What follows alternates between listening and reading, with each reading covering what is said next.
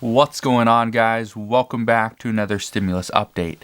It is crazy to think that we have been in this pandemic for over 1 year. 1 year. We have been in a partial lockdown. Many states are still partially locked down, and we know the American people are still struggling. The good news is that the federal government has stepped up in a somewhat of a good way and provided us with 3 stimulus checks. We have gotten the first stimulus check of $1,200 that came back a year ago. Got the second check of $600 that came back in January. And we are now getting the third stimulus check for $1,400. That is the good news. The bad news is there are still millions of Americans still waiting on the $1,200 check, the $600 check, and tens of millions of people waiting on the $1,400 stimulus check that just got sent out last week. So here's what we know. Right now, even though these checks are still going out, many people haven't received them. Some don't even have any pending dates as when these checks are going to arrive. But we now know lawmakers are discussing a 4th stimulus check. Yes, a 4th stimulus check. Now, there's different amounts being thrown out. Some are saying $600, some are saying $1,000, some are saying $2,000 per month. Now, even though there's really no rhyme or reason for some of these amounts, they are still throwing out these numbers. However, there are facts and there are studies as to why a 4th stimulus check will be needed, and that's what I want to address in this video. So, before I get into the 4th stimulus check, and I've heard the comments, I know this, why are we talking about the 4th stimulus check when we are still waiting on the 3rd? Or some are still waiting on the 1st and 2nd stimulus check? The reason we talk about this is so that you understand what could potentially be coming. I've stated this multiple times. If you haven't got your 1st or 2nd check, you need to file your taxes so that you can do that rebate to get those funds. If you haven't gotten your $1,400 stimulus check just yet, don't worry, be patient. It is coming. Now, let's address what we are hearing as far as the 3rd stimulus check, because I know that's where a lot of people are currently wondering, when's it coming? And then I'll address the 4th stimulus check and what we are hearing from our current lawmakers. What we know now is that many people that are on Social Security benefits are starting to see pending dates for the upcoming $1,400 stimulus payment. That date is March 24th. That is this coming Wednesday. What I can tell you is that what is currently happening based on all these reports is that the prepaid debit cards will be coming out this week. However, when we heard this from the IRS about a week and a half ago, is that the prepaid debit cards will be sent out on March 29th. However, that is not the case according to recent reports. So, if you aren't sure whether you're getting a paper check, which many are going to be sent out this week, if you're not sure if you're going to get a prepaid debit card, which again, many will be sent out this week, or if you're not sure you're going to get direct deposit, all you have to do, go to the irs.gov website, click on the top left button, the Get My Payment tool, and put in your information. When you do that, it will give you a date. That is the date that you should see the check arrive, all right? That is the date that you should see the check arrive in your bank account if it's through direct deposit, or when it will be sent out if it's a prepaid debit card or a paper check. So, make sure you go and do that, because that will give you all the information that you need. And that is exactly what the IRS would do. If you call the IRS, they're going to give you the exact same date that is on the little paper, little sheet. So if you're trying to get any additional information, the IRS just doesn't have that for you at this time. Now, why are Democrats discussing a 4th stimulus check so early on? Well, here's what we know. They're not just talking about a 4th stimulus check. They're actually working on bills for a 4th stimulus check. We have heard that there are multiple stimulus bills in the works, and every single one is very different. What we are hearing is that there's substantial evidence as of right now that low-wage earners are going to have a difficult time coming back into the workforce. And here's one of the reasons why a stimulus check is actually seen as a needed bonus, a needed piece of relief legislation for the American people. Some economists are currently predicting, again, it's all predictions at this point because it's something that's going to happen in the future. And anything that happens in the future is obviously a prediction. Okay, so some economists are predicting that we will still have a 5% unemployment rate going into 2022. Now, a lot of economists are predicting this exact same thing. Some say we will be in the upper fives. We are currently at 6.2, and this is March. Or actually, that was 6.2 for February. March's data will come out in like a week and a half, 2 weeks. So, being that the federal unemployment boost is going to expire on September 6th of 2021, many are saying that this is where another stimulus check is going to be needed. We will need another stimulus check going into the winter of 2021. So, centrist Democrats are actually arguing this. And again, this is what is very weird and crazy about what's happening right now, is centrist Democrats and really all Republicans are arguing the fact that why are we providing a $300 per week boost to anybody on unemployment when that's coming out to $1,200 per month for somebody that's on unemployment in addition to their state benefits? And centrist Democrats are not arguing, well, we could actually save money and we could cater to the Republican side as well. We can get bipartisan support by getting rid of the $300 per week unemployment boost and providing a stimulus check to the hardest hit earners, to the low income earners. That's kind of what we're hearing at this point. So by passing a monthly stimulus check to the hardest hit individuals, and yes, they did say monthly, this would actually save the government money, which would mean we don't go into as much debt, which kind of caters to the Republican side. So this would only work if the bill was under, or the monthly stimulus check is under $1,200. But most are saying that if a monthly stimulus check were to pass, it would most likely pass in the amount of $1,000 per month. So that's what we're hearing. However, there's no, concrete evidence saying that this is going to for sure happen. This is part of the jockeying that's going back and forth with Republicans and Democrats, trying to determine, how much are they willing to concede? What are they willing to accept? And that's kind of where we're at. And this is creating a lot of issues, but that's where we're at. We already have a group of over 50 people in the House of Representatives that are pushing for a $2,000 stimulus check per month.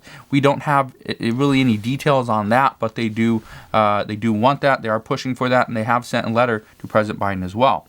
We also have a group of 10 senators that are pushing for recurring stimulus checks as well. They don't give a specific amount. However, they do say they want recurring stimulus checks. But what we don't have is a commitment from lawmakers on the $15 per hour minimum wage. And that is where this entire fight comes down to it. This is where it's all coming from.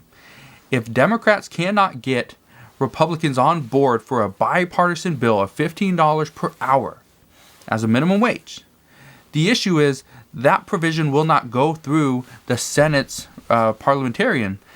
She will say that no, that doesn't work because of the Byrd rule. It doesn't actually affect the federal budget, so we can't pass that through. And this is exactly what happened in the last round in the $1.9 trillion stimulus package. Is that no, it didn't fit the rules of the Senate, so it got pulled out. Well, this is one of the reasons why the stimulus check is such a needed thing at this point, and this is what Democrats are fighting for. They're going to look for any way possible to increase the minimum wage. And I'm going to explain that in just a second, because Democrats are struggling to get the $15 per hour minimum wage increase included. But they're actually going to look for a roundabout way to get this done. They are trying to do things like increasing taxes on large corporations. They are trying to raise taxes on the billionaire owners themselves through the wealth tax. This is done by Elizabeth Warren and Senator Bernie Sanders. They're also trying to even tax the CEO pay, the excess CEO pay. What I mean is there's a bill out there right now that was proposed by Bernie Sanders, Barbara Lee, and Rashida Tlaib. And what this bill is called the Tax Excessive CEO Pay Act. And this would tax companies or the CEO based on the size gap between the CEO's pay and the median wage workers. This is going to tax them on that amount. As to how it really works, that's something that I'm not going to get into this video. I'll address that in a different video. But here's what the pretty much the premise behind this is. Democrats are going to tax the CEO. They're going to tax the billionaire owners. They're going to tax the companies. Unless you give them a $15 per hour minimum wage. So do you see where this is coming from? If Republicans do not agree that, no, we can't give you a $15 minimum wage increase, then Democrats are going to tax the CEO, tax the owner of the company, the billionaires, and they're also going to tax the companies themselves, the corporations. This is going to cause a lot of issues for Republicans who are like, hey, we're going to give you these tax breaks. This is exactly what they did with the Trump administration, and now they're pretty much taking them all back, and they're going to charge them even more. That's going to be a big issue. So, remember, these tax hikes don't provide any money to the American people. All it's doing is putting more money back into the government. They're getting taxes from these wealthy individuals, from these billion-dollar companies, trillion-dollar companies, and they're going to take that money and use it for whatever they see fit. They're not going to give it to the American people. And so that's where Democrats are saying, this is one of the reasons why we need an additional stimulus check. And this is why the fourth stimulus check is coming back into play. Because all this stuff kind of working around the $15 minimum wage, and that's where this whole thing boils down to it. If we can't get the $15 minimum wage, we're going to tax these companies, tax the CEOs, tax the billionaires, and then we're going to take that money, and being that we can't get the $15 minimum wage included, we're just going to put it right back into a stimulus check. So, and this is one of the things that a lot of people are struggling with, because right now, this is something that has been seen as impossible to do, because some of the things that Democrats are wanting to do and the exact provisions within the bill, the language, the verbiage, if you will, that stuff is going to be, some of it's going to be stripped because of the Senate's rules. So, up until last Thursday, a lot of this stuff that we are currently talking about seemed like it was impossible. It wasn't going to happen. But on Friday, everything changed. Everything changed, and I want to explain why. One of the main holdouts for getting a deal done was coming from Dianne Feinstein. And she was the one Democrat, and she's been in the Senate for quite a while. She was the one Democrat that was opposed to changing the filibuster in any way. She didn't want to see the filibuster just done away with. On Thursday, before that, she didn't want to see the filibuster really modified, changed, reformed anyway. But she changed her mind on Friday. What happened between Thursday and Friday? Well, between Thursday and Friday, there are many reports that came out that President Biden, he would like to see a talking filibuster. Well, Dianne Feinstein, she decided, yes, I would like to see something a little bit different.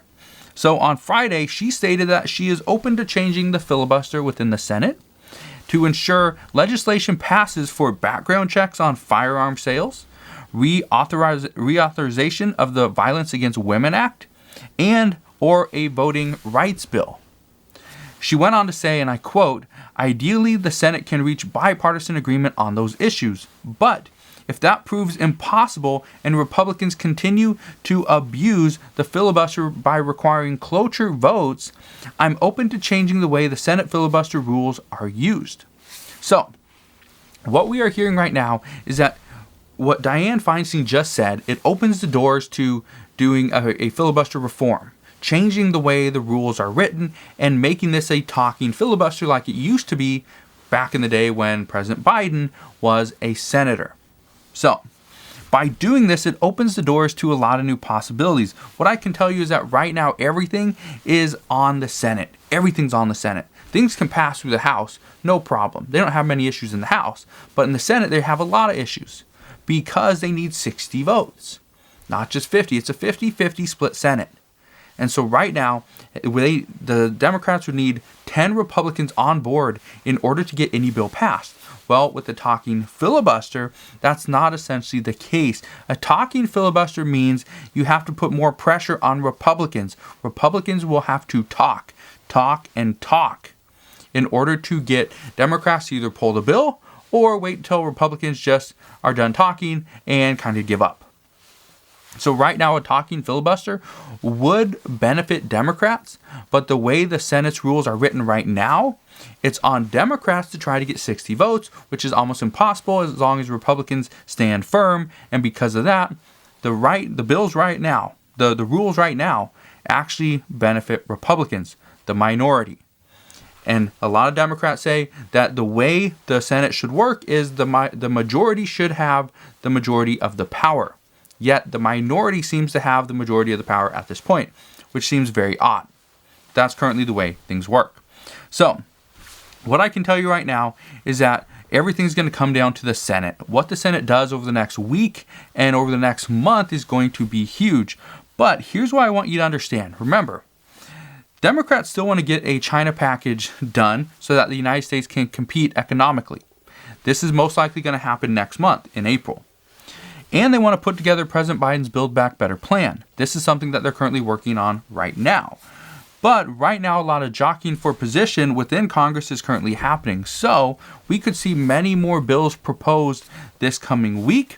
And we are going to see a lot of different bills, whether they're good or bad, they're going to be proposed, they're going to be put out there. And my guess is some of these are just to see where Republicans are willing to bite, where they can get some wiggle room from, as far as the Democratic side.